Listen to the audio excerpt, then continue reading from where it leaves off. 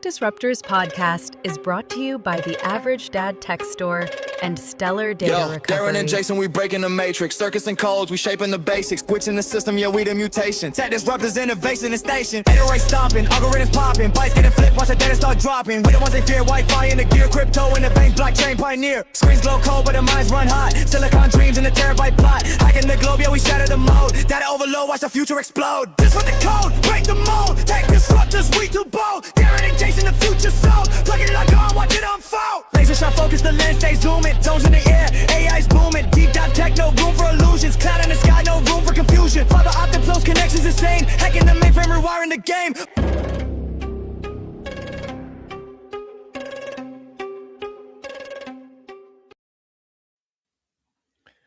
Hello, everybody. We are back for our very first show of 2026, the Tech Disruptors. My name is Darren. This guy's name is... My name is Jason. And we're back. We have been reborn from the ashes of 2025. We are back talking today on today's show all about CES, which is the Consumer Electronics Show, which for those of you who don't know, is a very big and very popular show that happens in Las Vegas every single year, where they showcase both new, exciting, and prototype tech. So today's show is going to be all about some of the interesting things that Jason and I saw at CES. Not that we were there, but we were looking from afar is probably a better way to put it. They're in spirit. They're in spirit, yeah. Yeah. Now, one of the things I want to talk about first and foremost is some of the really bizarre things that we saw, some of the things that CES brought us this year. So CES last year was all about AI, and there is absolutely no change this year. In fact, there's probably more AI than anything else this year for CES. I would love to have walked around and just took a tally of every time you heard or saw the letters AI. You know, I bet it was absolutely all AI. Yeah, for sure. Yeah. And not just in product software or old products integrating with AI. I think it's just AI all over the map. Oh, absolutely. One of the things that CES is known for is its ability to bring some really bizarre and very new tech. And I want to kick things off with one that caught my attention. And honestly, Jason, when I saw this, I have to tell you, I was shocked at just how hilarious this was. I couldn't believe that this was actually a product that was brought to CES this year. Okay. So let's start with this one right here. So this is the Glide Smart Hair Clipper. Now, the Glide... So I've seen a lot of Instagram videos and TikToks lately of like people putting their hair into automatic hair cutting machines and them coming out with a ridiculous haircut, which I just assumed was AI. But Glide Smart Hair Clipper actually promises to give you that cut you've always wanted. Now, Jason actually tried it, and you can see the result right now in front. This is the AI trimmers and work in action. So yeah. Now, I actually have a video because I know you're dying to know how this works. So let me just pull up the video for you. And I promise this is not Mac and Me. I've got to find a new Mac and Me for 2026, Jason. So here is the Glide Smart Hair Clipper. Now, this is a lady explaining how this works. Now, can we just point out a couple of things before we start this? Whatever that mask is that's on the front of this mannequin's head, that's already terrifying enough, let alone... So is that part of the clipper system? It is. So I believe that's like a guide so you don't cut all of the person's hair off, or at least I'm assuming. So it is some kind of like bracing system for, I guess, to know where to stop cutting. It's probably a good way to describe it. But here is the Glide Smart Hair Clipper in action. It's called Glide, and it's the world's first smart hair clipper. Once this clipper is connected with the feed band, and you can see this blade push out. When you put it up forward, and then you can see this blade changing its length automatically. This we call auto fade tag. So are you programming hairstyles into that? Is that what you're doing, or what are you doing? You can choose specific. You can choose your hairstyle on our app. Yes, you can also edit it. Okay, hold so on. So you it how I'm trying to figure out how I want to say this. So it's a hair clipper Yeah. that has AI, right? correct. But it's not automatic. You still have to push it. So I believe was the doing concept this. here, yeah. So with the Glide, what this basically does is it's like a hair cutting coach is a good way to put it. So you program the style that you want into the app. So let's say you wanted like a 0 to a number 4 fade on the sides of your head. Now you basically program that into the app that you want the fade to kind of get a better idea of how it is. And then essentially what you do is you turn the clippers on and start zipping it around your head. And basically it cuts it to it like lowers or raises the clippers to kind of the length that you want automatically instead of someone having them having to change the ends of the clippers. If that makes sense. I'm going to go on a limb here and say I am not the target demographic for this. I'm just throwing that out there. Maybe an AI razor. Well, I mean, again, I look at this and I'll just show you the picture again because it's literally terrifying just to look at the concept of this image. Like looking at it close up, you can see, I know, right? It just looks like something that is going to take an ear off. Like that's AI clippers are a bad idea. My thing is I don't know. I mean, every part of the world is different, but like here in the US, we have like great clips and you pay like $12 for a haircut. Now they can screw it up too, but I don't know. I don't know how much this thing's going to cost. You know, did it say or mention in the article? Let me see if I can find the Glide AI clipper cost. Because I'm going to say not cheap. Yeah, and that's not okay, so $150. Actually, I thought it'd be a lot more than that. I just don't know. I mean, I can't see like your great clips, super clips, whatever you call it, is going to use this because what's the point of having I don't know. Interesting. I mean, is this a failure or a successful product? Well, here's a live video from their website. Like it's kind of like it almost looks like it's running a lawnmower over your head. Yeah, like it's got those two guide wheels. Someone's doing it, right? Yes. Well, you're not doing it yourself. Now that begs to ask the question, isn't that exactly what a hairdresser does? So why do we need the Glide AI clippers? It sounds like it adjusts the blades, whatever. I think it's maybe to get the perfect length. Maybe that's what this is. Like the Glide AI. I don't want to downplay anybody's dreams, but to me, that doesn't seem like a product that's very well. Yeah, I don't know. To put it really simple, a little bit terrifying, a little bit exciting, but that's kind of what CES is, right? It's exactly that. Now, one of the things that this year there was a lot of AI stuff, like AI powered like bots, robots. Now, the big one that everyone's talking about is LG's take on I guess the first real smart robot. Right. So this is what they call Cloyd or Cloyd. I have no idea how to say this, but this is Cloyd. And Cloyd, his main job here is basically to fold your laundry and do your household. I just stopped sharing. I'm sorry. My bad. 1 second. You're right. Yeah. Is to kind of fold laundry and make your breakfast, basically. Exactly. So I'm going to show you a video here because I think it's worth seeing this in action. Now, this was the release video. I want to show you this because this actually made me laugh. It actually reminded me a lot of the Russian robot. Oh, great. So hang on, let me just share this little gem here. So this is it being introduced to the audience. Walk, it's on wheels. It's on wheels, yeah. Like super creepy.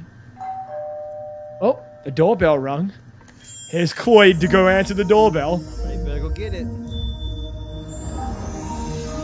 Why is its butt sticking out like that? It looks like it's about to start twerking.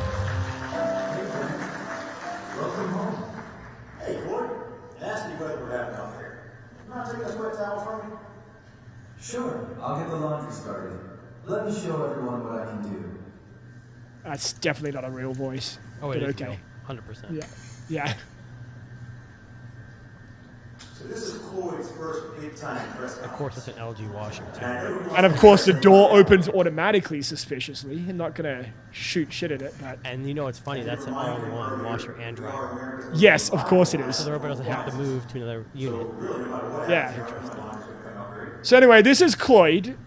And Cloyd's the first, I guess, like LG robot humanoid, like chore task master, we could call him. Okay.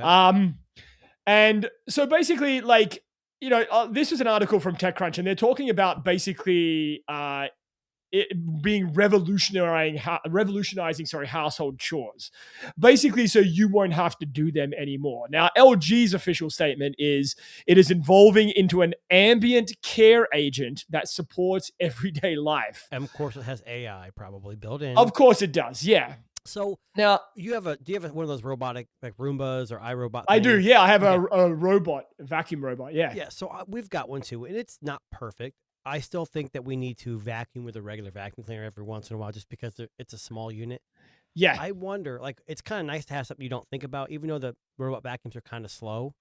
Yeah. Is it something like this with this? Like, are we, like, we know it's going to be slow. It's not going to be perfect, but is it good enough that we don't have to worry about washing our clothes and folding them? I watched in the video that I saw it folding clothes. And it is very precise and very meticulous. And I'm going to be brutally honest, very fucking slow. Now, if you were someone, if you were somebody that's like, shit, I need a towel, Cloyd, like, would fold these towels and bring them up to me immediately. First of all, it's not going to go upstairs, and most people have stairs in their home. Well, that too, and like my basement and laundry facilities are in the basement. Right, so going downstairs. A lot of newer homes have them on the first floor, but I live in an older home, so that would not work for me unless he can traverse stairs.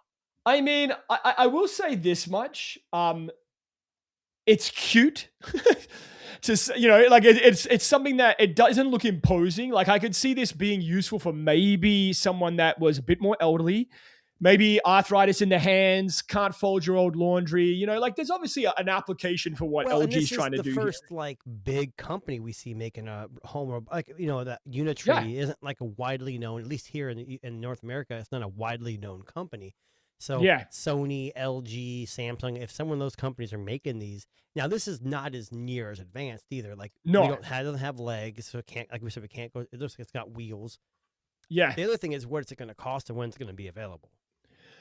So I believe Clo ID cost Let me see if I can look it up here too. Not cheap. Let's see. Does it have a price yet? I don't remember if I saw a price when I was doing the research for today's show. Price is to be determined, but apparently there will definitely be like a $5 a month AI fee. Of course there will be. Because they have to use cloud storage services, LG Business Cloud services, but there is no price as of yet.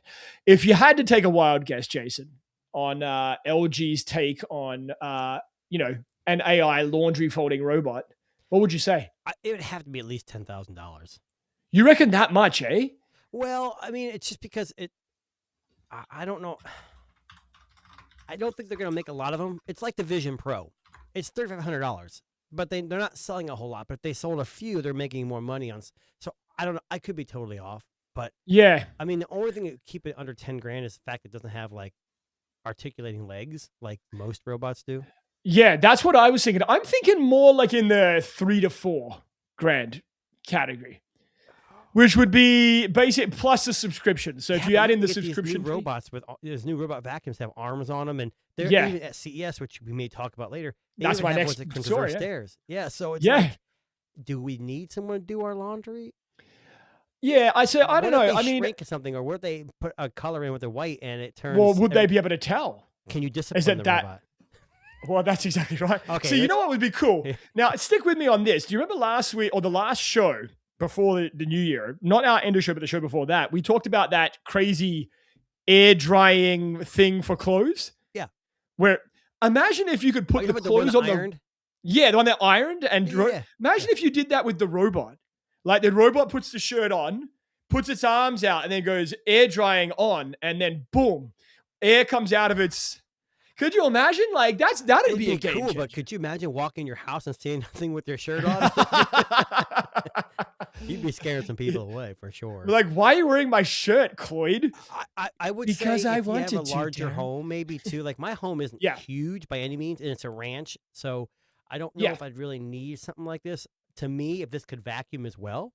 Yeah. But then again, it's big, so I don't know where. Like those robot vacuums are so small and low to the ground, they can get around places. I don't know. I mean, this apparently, like, I don't think it sits that tall. Like, I think it's about 4 feet is what I think I remember reading in the article, which is not huge. An AI lawnmower. Oh, absolutely. Yeah. I'd rather have someone mow my lawn or shovel my driveway than someone do my lawn. Now, can we talk for a second? Because, you mentioned it. Can we talk about robo vacuums for a second? Yes, please. So I've done a lot of product reviews for Roborock, which is kind of like one of the leading robot. And they make good stuff. They make really good things. Yeah. Like the most recent one I got for review, which was earlier this year, it's a robo mopping, vacuuming thing, but it has, and I'm not even making this up. You know how most of them are like circle shaped? Yeah. It has a little like robot arm that comes out with a spinning thing to suck up dust in hard to reach areas and then claws it. So mine's got the little spinning thing. It just kind of if it's in a corner because round, it kicks the debris where it can suck it up. So this one, Roomba, I think Roomba just off of bankruptcy. Oh, wow. Okay. Yeah. No, this one has like a little, like, it's not an arm. It's almost like a little pivot point, like on a little, like the spinning things on it. And it allows you to go right, like in awkward places, right? And I didn't know it had that until I started doing it. I thought it was broken. I'm like, oh man, I didn't install the pads properly and it's like spinning out of control. But no, apparently that's a feature. But the reason I bring up Roborock is because every year at CES, they bring something new. Now, you remember last year's show, Jason, back in 2025? Yes. It had the robot that had the arm that could. I'll be honest, I don't think it's that great. No. I mean, if you have a robot vacuum, you usually try to keep your place clean already so things aren't going to be in front of it. But yes. anyways. So anyway, they had the robot last year that had the robot arm that could pick up a sock and like literally move it to the side so it could keep functionally moving.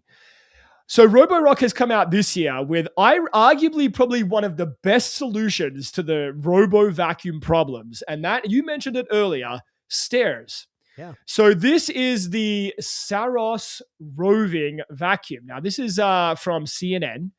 Now you're going to be able to see exactly what this does in this video here. If you look nice and close. And you see it's vacuuming the stairs too. It's vacuuming the stairs right now, but the amazing thing about the Saros rover is that it's not just vacuuming the stairs, it can actually go up the stairs as well. Down, right? Yeah, now I'm going to see if I can find it. Here we go, right here. So this is the Saros rover vacuum about to go up a set of stairs. Like, I gotta tell you, it's pretty fucking cool. That is cool. To see that. And then it lifts its own legs up and then repositions itself so that it can move up the next set of stairs.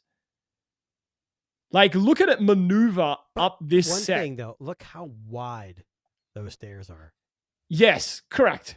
So I don't know how well it would do on more narrow stairs. I mean, I think the downside to everything. I get it, but. Yeah, I mean, I think most sets of stairs are a pretty standard size. So I'm going to assume that they kind of program this for like a, regular set of stairs, I guess we'll call them.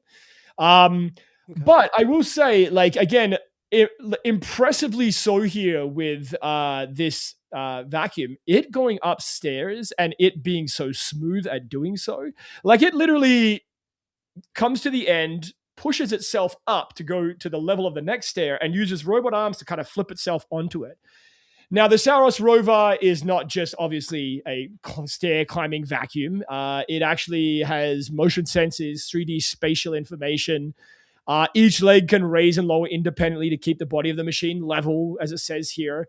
But it essentially is, this amazing vacuuming robot that solves one of the biggest issues that you see with RoboVacs, and that is the ability to actually go up and clean. Well, and you see that how stairs. One leg's down, so maybe if the stairs are more narrow, it will have a leg down like that. Down to brace itself. Next iteration of the robot vacuum. Yeah, absolutely. Stairs generally have to sweep their own stairs. Oh God, I know, first world problems. But usually, if you have stairs, you have a robot vacuum per floor. Yeah, I don't. I'm not privileged enough, but I actually do. So, Well, I mean, sorry, there are those sorry. people out there, but you know. Yeah. Well, I mean, again, most of the stuff I'm getting is for review. So if I'm not, I usually put it into, those are easy to review because they do such a good job. Right? I did a beta test for Roomba, iRobot, whatever, years ago. And this thing was probably $1,000 when it came out. It never got stuck. Like, it went over wires and socks and never got stuck. And before that, I used a brand called Wise. They had one, and it got stuck on everything. Have you seen? I had to give it back. But if I would have not gave it back, I would have kept it. But then I looked up the model number later on, and I'm like, I'm not paying $1,200 for a robot vacuum. Just can't do it. So I'm assuming, like, Roborock's vacuums are not cheap. They do. No, if it's going to do stuff like this, it's going to be thousands of dollars. Shark, whoever the company is going to be expensive. Yeah. Now, one thing I will say, have you seen those videos on Instagram where they torture test RoboVacs? So they'll basically lay an entire floor of paint or whatever and see how long it takes to fully clean it. And they do fully clean it, like it. Let it be known. And they time lapse it so it goes quick. But yeah. But the Saros rover is a really interesting addition to CES because Roborock has been coming in hot probably the last 3 or 4 years now, and with these kind of like why, because there's all these companies making these, but you're right, Roborock is huge. I mean, I wouldn't say they're bigger than iRobot, but they're gaining on them, and that's why Roomba, whoever that, I think it's iRobot's Roomba. That's why they filed for bankruptcy. They've been scaling back. The other thing with these, what people don't realize is that a lot of them, I know my company sells subscriptions for like the filters and the bags and the rollers, and you got to keep those up. I obviously go to Amazon and buy like the third-party ones, but still, I mean, all that stuff's included. But I like to try a Roborock. I really, really would. So maybe that's my next investment. Another thing that I will just say, it can also go up ramps successfully, which is interesting. Don't have any ramps in my house yet. Maybe I should. Maybe you should. Yeah, that's for when you get a bit older, Jason.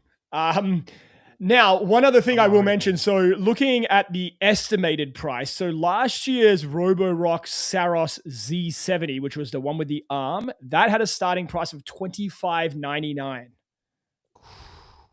So I'm going to assume this is probably $2,000. I'm going to say $3,000, like $500 more. I'm going to say like $2,999 for this amazing, Roborock stair climbing crazy robot that it looks as though we're going to have. Now, that's one of the cooler some of the cooler robotic things that we saw. Shall we move on? Can we talk about something controversial, Jason? Sure.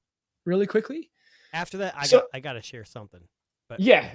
So I want to talk about something that Samsung did really quickly. Now, I sent you this, and I don't know if you had a chance to have a quick look at it. So Samsung showed off, allegedly, a creaseless folding phone display on what allegedly is the Galaxy Z Fold 8. And I'll come back to that in a second. And then they hid it. It disappeared from the show floor, and no one saw it again. It was on the very first day of CES. That's tactical. You know damn well it is. Now, let me ask you a question, Jason. Okay. You can only see the top of this. Correct. Was that secretly the iPhone? So here's my thing. I have no doubts the Z Fold 8 is going to have this display. Yeah. But when does the Fold usually get released? Like September. I'm going to go on a limb here and say the iPhone Fold will be released a month or two before the Z Fold 8. Yep. Because of this. Because iPhone would not release a foldable until they had no crease. Now, does the crease ever bother you? Because, like I said, we've been talking. I got this, the 10 Pixel, and you could see it. But yeah, it's there. I don't think the crease has ever bothered me. No, but I mean, I think the end game that people have always wanted for the foldable fans is just not to have that creaseless display. Now, I just want to point out a couple of things here. The crease in a lot of foldables when you first buy it is non-existent. The more and more you fold it, the more and more it shows up, right? Like that's just like the world of what we live in. Yeah. Now, in this particular demonstration that Samsung had here, it's what appears to be an unfolded version of a folding device. Yeah, it's not folded. Which means, right. So, I mean, it could very well It could be the iPhone, but do you It think could that be. Apple was just like, hey, Samsung, we just got a contract with you, and now you're talking about a screen we don't want anybody to know about. It could be something But like you that. It may can't not see be the that- back of it. What was that? You can't see the back of it. Well, I'm You saying would it may not never be know. the Apple device. It may just be that, Yeah. hey, we bought these screens, and now you're showing them off. We don't want you Yeah. to do that. Yeah. So Sam might have been part of their contract that they didn't pay attention. Now, quick question. Would that surprise you if they did it anyway? No, but this is what happened then. Yeah. So, I mean, I think, I don't know what Samsung were playing at here. I'm not sure why you put it out and then you pull it away straight away after day Yeah, one. I don't know. It is a little bit sus. It's a little bit suspicious. I don't know why they did it, but apparently for the people that did see it, it did look incredible. It could be the future of what we see on the Z Fold 8. Again, doesn't really bother me. I just want the fucking screen not to break, right? Like, because Yeah, a lot of that's it. foldables have that like I'll be fraction honest, point, right? This is Apple's differentiating factor when they come out with a fold. Hey, we don't have a crease. Yeah. To me, this is not iteration. This is iteration. It's not innovation. I mean, I guess it is kind of innovative, but you know, Samsung's been it's doing this cool for to 7 see. generations. It's cool. Yeah. But again, it's like the natural progression, like chips and having, you know, SoCs getting a little bit faster, a little more efficient. You know, Yeah. Apple's, after Tim Cook apparently steps down, maybe this is his last hurrah. This is gonna be that. Hey, Yeah. one more thing. in Yeah, the September. foldable iPhone. Yeah. Yeah, and then it'll be he's delayed. like, they'll say, hey, we're announcing it, but they won't release it for a while. Kind of like the, what was that charging dock they had?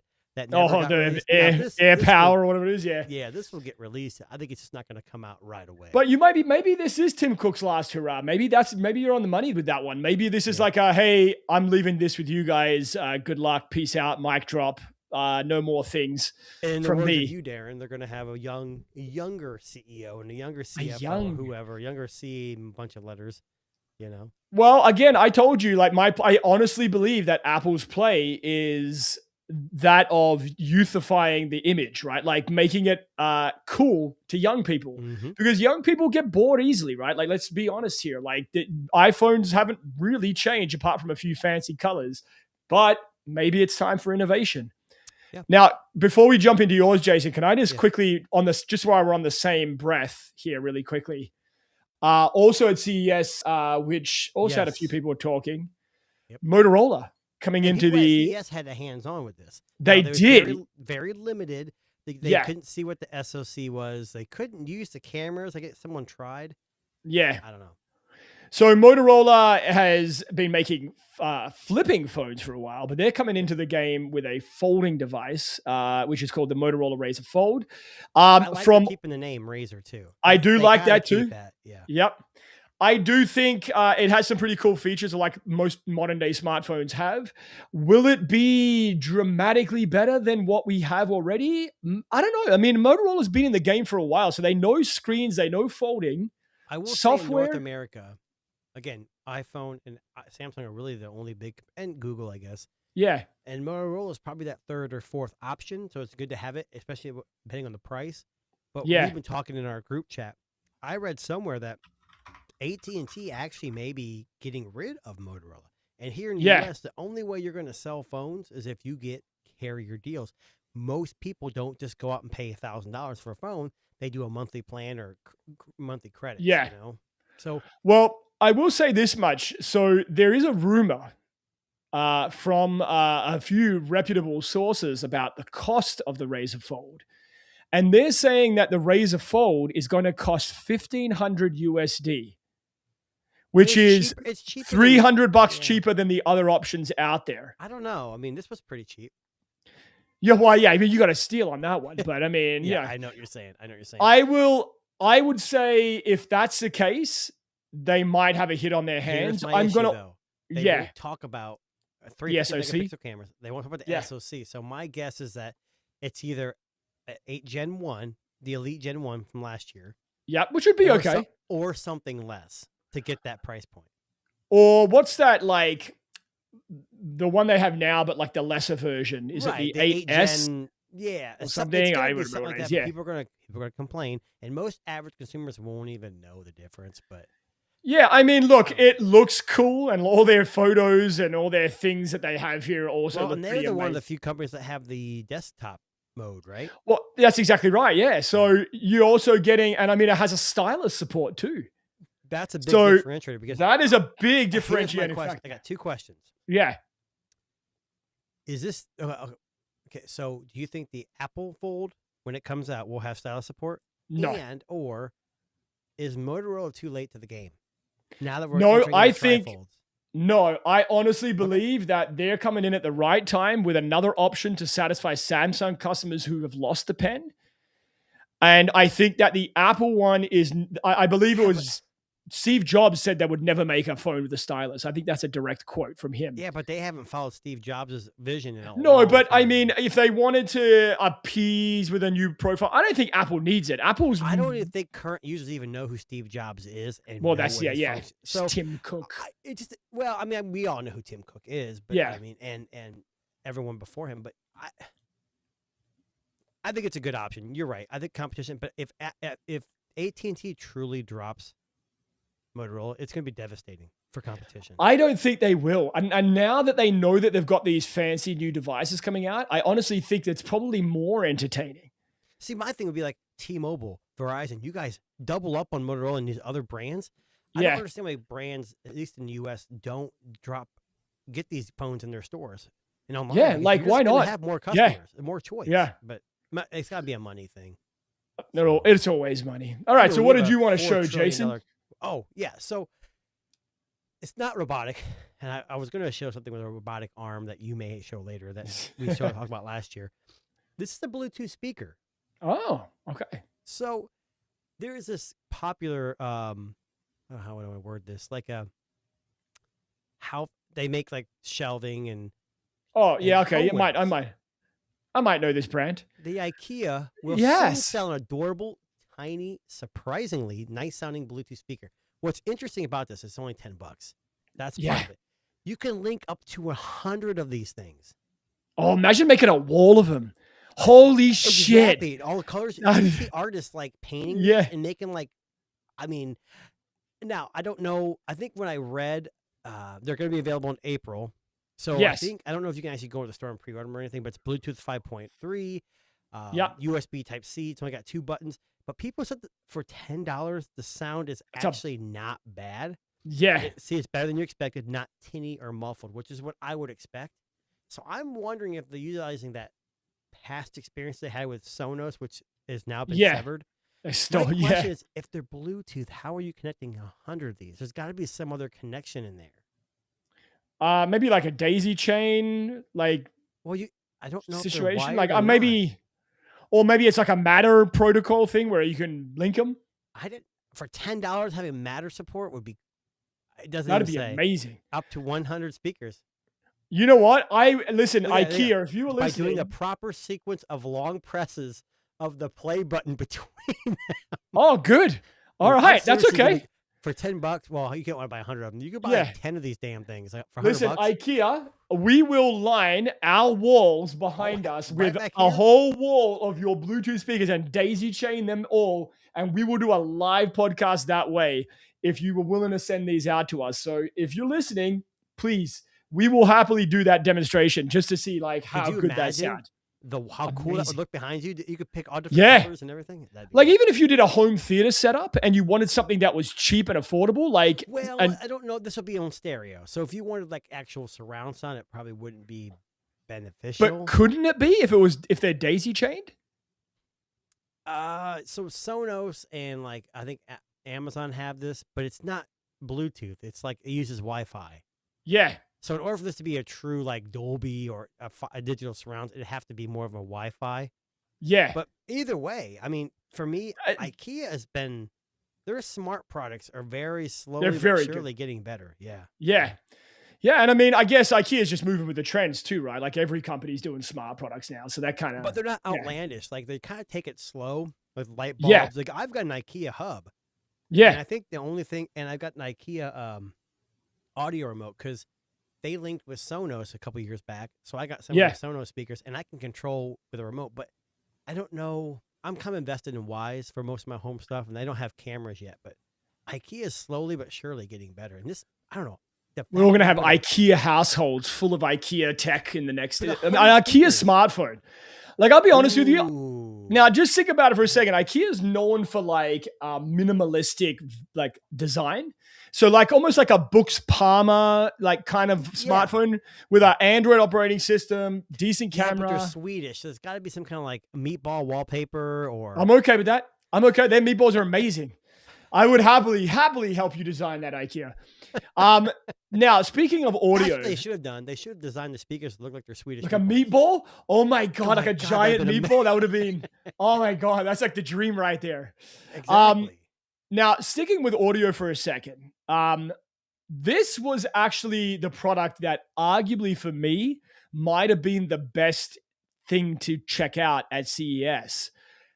Bregs, which is not a company that you may know, have launched the first IMAX certified headphones, in-ear headphones. IMAX certified. Now, if you don't know what IMAX... When I think of IMAX, I think of a huge screen, not the audio. That's interesting. Is there an IMAX certification for sound now? Yeah, so IMAX Enhanced and DTS certifications meant for high-quality audio in films and music, as well as they have their own custom 3D printed shell. So basically, they have balanced armature drivers in each ear, and they essentially pump out music that is IMAX or DTS certified. Now, if you use... What is that? Ooh. Does that say $2,200? That says $2,200. Yes, you're right. Here's my other thing is, how much streaming audio is going to be certified IMAX? Hell, I mean, YouTube Music doesn't even have hi-fi audio yet. Now, hang on a second, because I actually thought about that too. So I'll pull up a thing here that I was just looking at. You found someone that streams IMAX quality audio? So a lot of it, and this is where it'll be the most interesting, and this is what caught my attention, is concert films and music videos. A lot of those are already IMAX and DTS certified. Okay. So if you were a big like... does that though? Well, I mean, if you look at like Taylor Swift's concert on was it Disney or Netflix, whatever it was. They only do Dolby Atmos. No, but apparently... IMAX video. They do IMAX video. So IMAX video would naturally have IMAX sound. So you'd be getting that very... So here's why I say that, because I have a projector in my basement, and it does IMAX Enhanced, which is like what Disney Plus does or Disney whatever. Yeah. But I guess you wouldn't know if it did IMAX audio unless it actually supported it. So my understanding is that if it does IMAX Enhanced, it does IMAX audio. So anything on Disney Plus that has... Since I don't have an IMAX certified audio equipment, it's not going to show me that because mine's Dolby Atmos. I get it. Yeah. So basically, if you were let's say you're at you're on a plane and you downloaded the movie, it's Dolby certified. Pop Demon Hunters. Okay. Yeah. Yes, and you had those earphones in. Technically, you'd be getting the best in both picture and sound.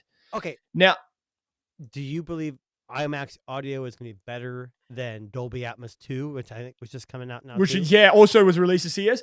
I mean, Samsung's new Atmos Fighter or Google's, whatever. I don't know. I mean, I think IMAX has always been associated with premium video, like huge content. Screens, huge screens, very clear, very clear. If the audio is even a fraction of the quality of some of the video, I'm imagining this is probably the equivalent of like hi-fi streaming experience, right? Like just bringing that world to those two worlds together. Now, $2,200 is not cheap. They're called the Zone 1 or Zon 1. But I mean, again, if you wanted to be ahead of the curve and you were like, you know what, I'm all about like viewing content on my devices and I want to make sure I'm getting the best picture. People do now. They do. Exactly. Yeah. And a lot of streaming boxes even have Bluetooth in them. So if you had the ability to stream IMAX Enhanced audio without interrupting your family, real loud. My biggest thing is movies are shot in a certain, resolution. Yeah. And a certain certification. How many certifications are movies going to have to do now? Dolby Vision, Dolby Atmos 1, Dolby Atmos 2, DTS. I mean, it gets to the point where it's like consumers are going to be paying for all these certificates. Well, so here's the funny thing. I just Googled what phones are IMAX certified, and only one company. iPhone. Nope. I didn't think so. Another company that you and I are very familiar with and sometimes talk very highly about, and that would be Honor. Interesting. Honor, a lot of Honor's most recent phones, from I think the Magic 4 onwards, are IMAX enhanced, meaning that you're getting IMAX certification in their viewing of the content of their screens. Now, so IMAX 8 has IMAX certified screens. I don't know. On a Magic 8, I'm not sure. I'm going to assume if they did it with the 4, that has continued the process on.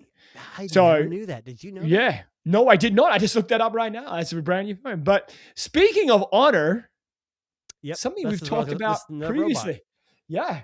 So we talked about this phone back in November. We laughed and had a good little giggle at how crazy this concept was. I didn't think it was crazy. I thought it was kind of outlandish. But listen, we thought it was going to be a prototype, but here is proof of concept. This is Honor's robot phone, complete with a fully turning gimbal-esque DJI camera. And I think this photo here is the one that caught my attention the most, because it kind of shows it in both front form and back form. So if you look, I had this on my list too, but I didn't. I should have looked at a video. I want to see the actual. Is it? Do you pull it up? I'll find you a video. Yes, where it comes out automatically. I will show you your video. Yes, so 1 second. For those of you who don't know, those of you who are listening on the podcast, it's basically like a DJI Pocket. Yes. Gimbal-like camera all in one. Interestingly enough, it just has a 1-inch sensor or close, like I think DJI has. Okay. Now, I think DJI is coming out with a sequel to the Pocket with 2 lenses, but this is 1 lens. Gimbal quality would be amazing. But it kind of limits it. On the back of that camera, are there more than 1 lens? It appears like it's only 1. So I'm assuming it's a really good, high quality. This second one here could be like a zoom camera, maybe. So for you guys that are watching and listening, I'm actually using a Pocket right now as my camera, and I'm zoomed in, but it's pretty wide field. So, and when you zoom in, it's cropped. But this is innovation to me because it's something different. Now you want to see it in action? Here you go. I do.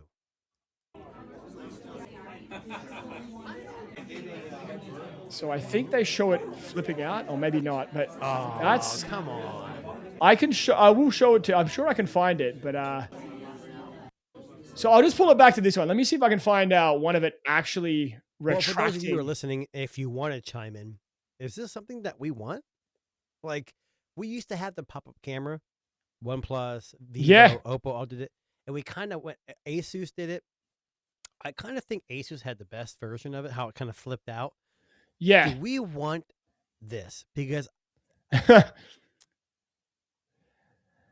don't actually know if we want this. I don't know if this is something we need. Is it something we want? Maybe. Yeah, I'm trying to find if I can see it. I'm wondering retracting. If, I don't know. What was it? Asus? Yeah. I think Asus already had gimbal technology, didn't they? They did. It was built into the camera system. It wasn't like this. No, it was like it flipped out and up. Now I'm going to show you. This is their official launch, promotional video, Jason. And this kind of shows you it in action, or what it's supposed to look like. Just give me 1 second while I load it up. Okay, so this is Honor's robot phone in action. I'm just going to kill the audio, but so what you're seeing on screen here is the phone itself. Okay. And then you will see the lift action. Ooh, that's cool. Which is really fucking cool. Like, it essentially pops up from the back, straightens itself out. That showed another lens in the back. Well, I was just looking back there. It looks like there might be like a zoom lens there, or a wide angle possibly when it retracts back it's down. Probably a periscope zoom, because these are usually pretty wide angle. Now, if this moves like it shows in this video, where it like moves to the angle of your head up and down. That's what the Pockets do. It's amazing. Yeah, like if that's really what it's going to be like I'm going to say this phone's going to be incredible. I mean, again, it's early for us. It's a bit early to say, hey, this is but this we've been might be talking the about this one. since last year, so And it's a proof coming. of concept, right? Like I think it's coming. I think it's coming too. I think it's going to cost $3,000. Nope, and it's going to be China only. Damn China well. only. Yeah, I don't think You might be think it's right. Global. Yeah, not yet. Okay, now we've talked about some really cool things, but I think it's time we talk about some really bizarre ones for a second here, if that's okay with you, Jason. I guess. So, not this one. Hang on a second. Let me try this again. I got too many stories to pull from today. Yeah, there's not a shortage of. No, there really isn't. So I want to talk about the Amy AI soulmate. So I'm going to zoom in on this one because this is a little hard to explain. So stick with me on this one. So I imagine a webcam in a cylindrical form that has a AI avatar that talks to you and is a companion of some forms in a really bizarre way, and it recognizes your face and gestures and voice and touch interactions and enables intuitive, as they describe, multimodal communication. So kind of like a AI powered friend that is not holographic, but like 3D to the view. And apparently it has onboard sensors which can determine heart rate, temperature, and humidity on this curved 8-inch OLED display that has dual front-facing cameras. Who makes this? This is say LePro? LePro. Yeah, so you may remember LePro. They used to make smartphones. You may remember LePro. I think it was called the LePro TV. Let me see if I can find. LeEcho. That was LeEcho. Oh, was that LeEcho? Oh, I'm sorry. I got that wrong. They tried LeEcho. We could do a whole podcast on LeEcho. They emerged in the U.S. But yeah, that's the exact what you're looking up. It's exactly what I was thinking. I thought LePro and LeEcho were the same thing. Yeah, no. So apparently I'm wrong. That's okay. But this, they've been doing things like AI lighting and things of that nature for the last, I guess, 3 or 4 years. So they're familiar in the AI space. I'm trying to find if I can find a video of it because I want to see what it looks like. I mean, it looks really, really freaking cool. But is there a video of it? Maybe there is. It's funny. This is the first year with CES where a lot of things have been talked about. Right here. Okay, this is perfect. Hang on a second. If it'll let me play it. This is from CNET. Interesting. Yeah, okay. Didn't want to play that video for some reason. But yeah, so moving. I mean, I got to share something next. Yeah. That's probably more likely something we're going to see here in the U.S. Very similar. Yep. The Razer. Oh, yes. I had this on my list as well. Yeah. Okay. So Razer did the same thing. Now, this was teased. I think this AI person was teased a year ago, but now they put it in a cylindrical container with a screen, make it holographic. And I think looking at this, you can see kind of like a picture right there where it kind of looks sitting on desk. It's got LEDs like Razer does. Razer loves their LED stuff. Yes, they do. Is this a video? Is there a video of it? There's no videos, at least not on this page. But I'll see if I can find one. Yeah. And you can pick your avatar. So it doesn't have to be the female anime girl. It can be anybody. Here's what's interesting about this. When I looked this up, I don't know, 4 or 5 days ago when it was announced, you can actually go to their website right now, put $20 deposit down, but we don't know what the final price is going to be. Yeah. And it'll release and start shipping in the second half of 2026. So, after June and July. So if you're a big AI person. Yeah. And you want to see it? I mean, yeah, we can talk to Gemini. We can talk to ChatGPT, but it's not a physical thing you can kind of see. A 3D holographic? I don't know. I have a video right here, actually. Well, I'll stop sharing. But do you think this is something you would be interested in yourself? I mean, let me show you the video and see what you think. This is a short here, so I'm just gonna kind of like. This is Project Ava, an AI desk companion brought to life as an animated 3D hologram. Ava can see you, hear you, follow what's happening on your computer screen, and understands what's going on around you thanks to advanced AI that learns about you over time. Ava can be used to organize your day-to-day schedule, complete your work, and clutch up in your ranked games. You'll get to choose your Ava avatar from a set of unique Razer characters that include custom designs, esports legends, and even some of your favorite social media icons. If you're at CES 2026, swing by the Razer booth and experience. Okay, so I will say... Hold on. Yeah. So I don't know what the price is going to be. We can guesstimate. Oh, absolutely. $20 is just a guaranteed you're going to get one? Yeah. What do you think it's going to cost? $99.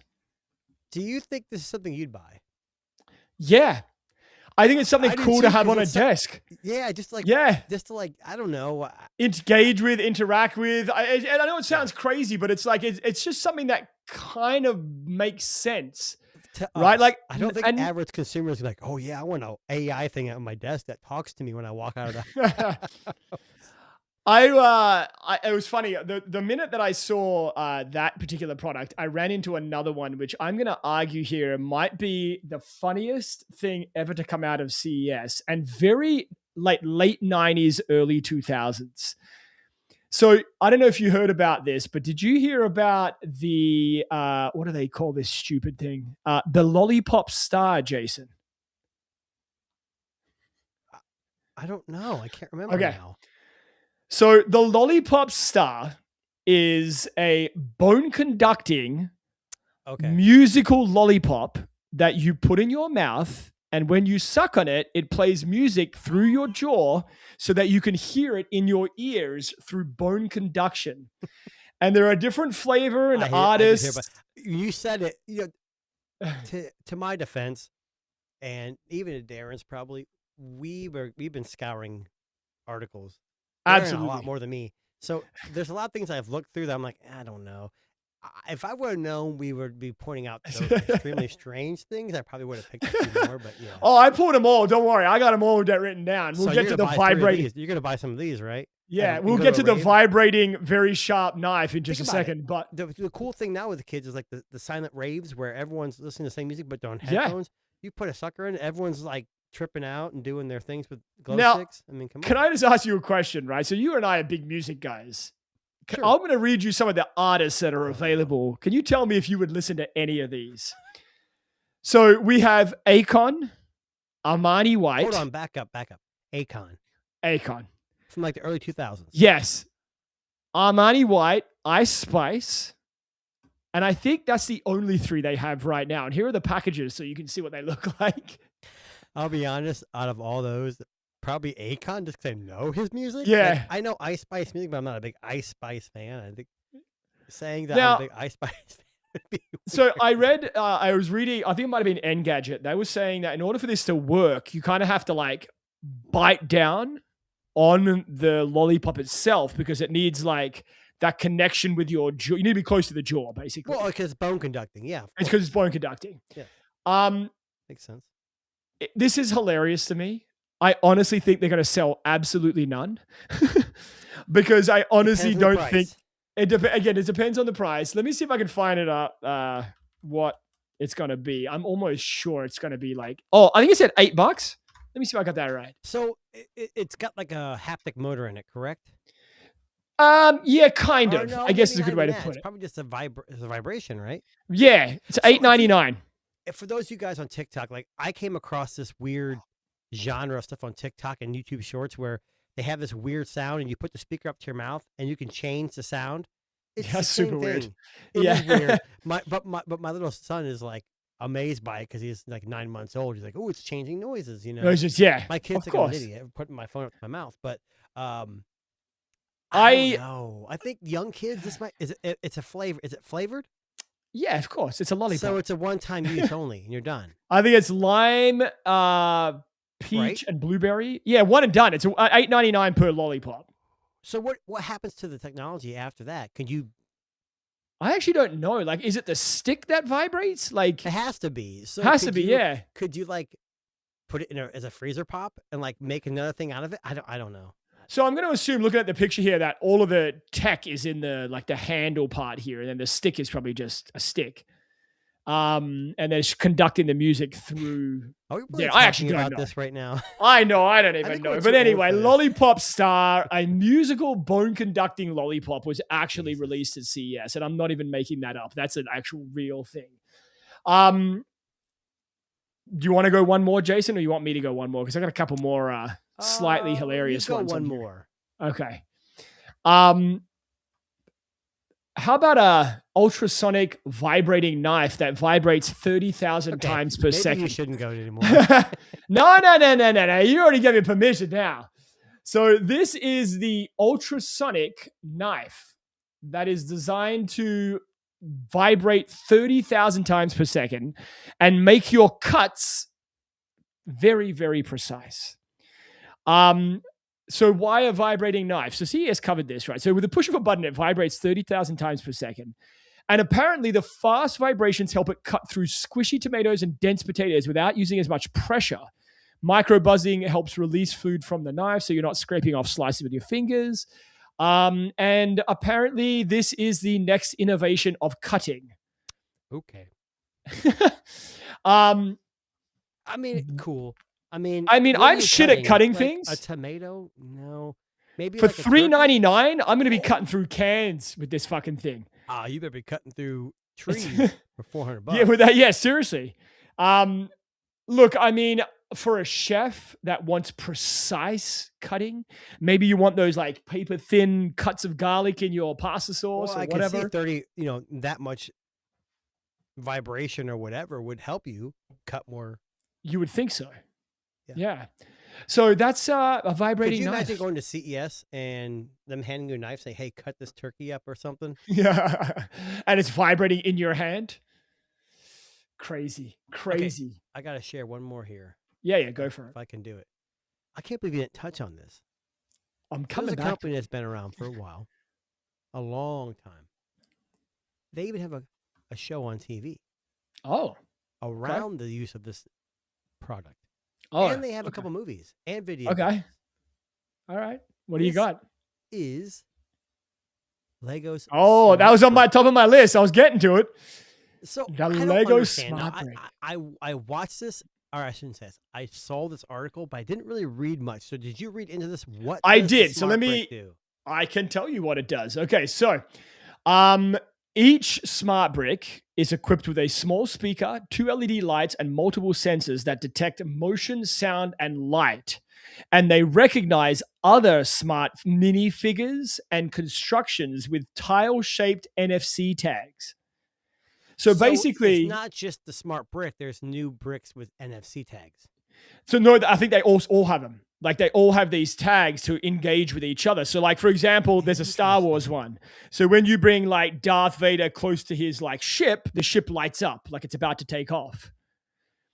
So the concept is pretty fun. It's actually a really interesting concept from Lego because this, obviously we both saw this article, but people are not very happy. I've been reading articles. People are kind of like, what the hell are they doing? But yeah, Legos have to evolve as well, and you don't have to use the smart brick if you don't want to. Oh, you're sharing.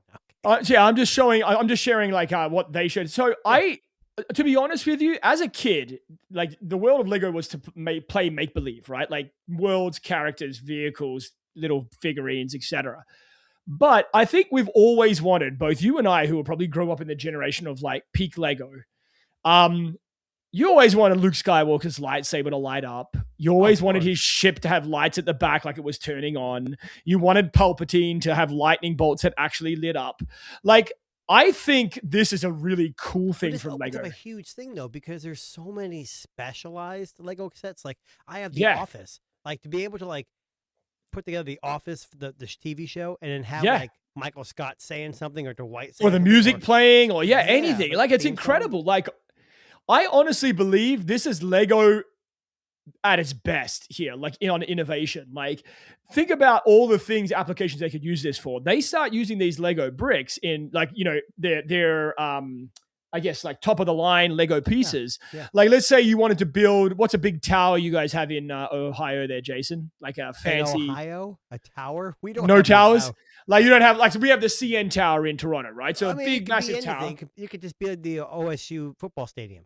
Yeah, like, imagine it lit up and like different flashlights, like it was people in the crowds.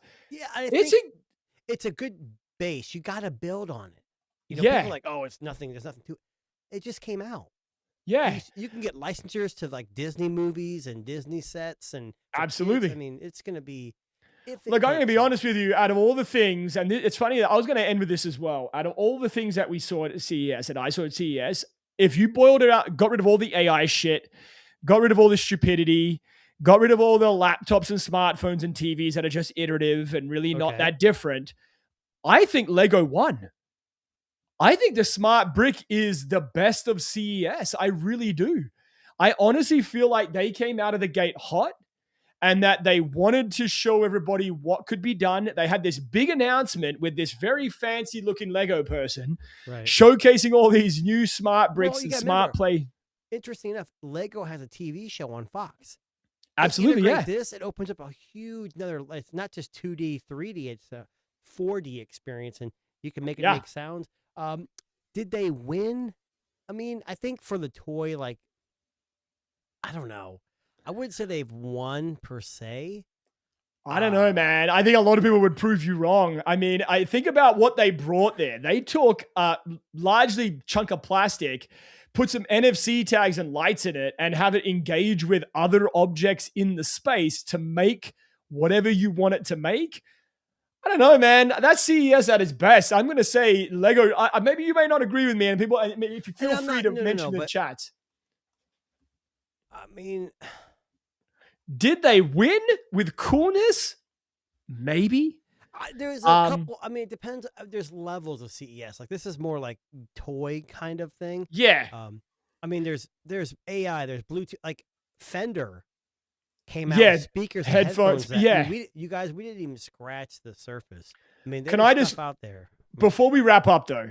Because you and I almost always have a robotics story, I think it's important we end with one that is very, very interesting to watch. Okay. So for all of 2025, from January to December, we literally tracked the progress of AI robotics right up to the very end with the Russian robot falling down, which was, them trying to compete in the world. Now, at CES this year, Boston Dynamics showed up with their Atlas robot, which is going to be a purchasable AI robot coming later this year. Like, you can actually buy this robot. Mm-hmm. But I want to show you it walking because I think it might actually blow your mind how incredible this robot looks when it walks. So I'm going to share the screen. And Jason, I want to get your reactions. I want to get your reactions on, I guess, progress in the robotic space. Ready? Okay. Watch this walk its way out. I'm going to kill the audio because it's annoying. So I'm going to go from here. Ready? And play. Holy crap. That's Look how fluid that is. I'm glad they made it look like a robot, because if that had a human skin on, I'd be like, what the hell? See, that makes me think like, okay, we're advancing, but they're not making them look like us. No. Man, that is crazy. It's very, very For those fluid. of you who are listening, go back and watch it. It's basically a robot with a circular head, but its gait is, and it's except for the fact they can turn around 360. Yeah, it walks. That's a bit creepy. Look at that. It even crouches like a human. Man, like, this actually blew my mind when I saw this, because I was like, there's no way it's that fluid already. Like, it's literally a robot in final form. Like, this is proof of concept achieved for Boston Dynamics. And look, again, I'll just say, we will be continuing to track robotic stories and just kind of funny AI stuff throughout this season of the Tech Disruptors.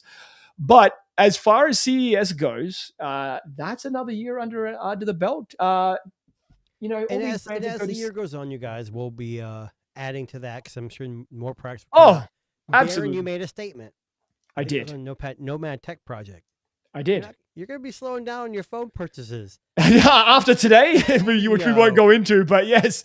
I would say we're going to be looking at a lot of mobile devices, a lot of Darren more than me because he's got review samples and stuff, but a lot of stuff to come back and listen to for. So before we leave the show, what is the one you're looking forward to in the first 3 months of January? Mobile wise? 3 months of the year. I apologize. Mobile tech wise, like phone? Yeah.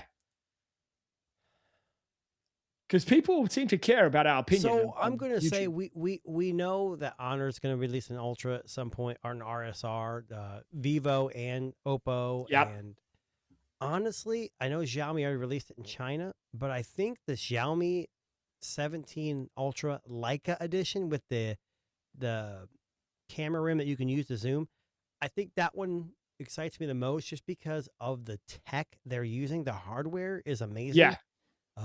But the other side of me says their processing is always not as good as Vivo or Oppo's. But yeah, I would say that is the phone I'm most interested in purchasing. Now, I don't know much about the Oppo or the Vivo coming out, or the Honor, but the periscope lens on that Xiaomi, it's apparently we have never seen before. Yeah. What about you? Again, like the Vivo captures my attention because it'll be the first phone with dual 200 megapixel cameras. True. It has one on the telephoto and one on the main, and then the ultra wide's at 50 still. I think that's interesting to me. If it's global, yes, but I don't. Yeah. We talked about this before. The X200 Pro and the X200 Ultra were very close. Like, obviously, Ultra was better because it was better and it was later. Yeah. I don't know. It's got to be a significant. We don't have the. Neither of us used the 17 Pro Max Xiaomi. No. We'll see.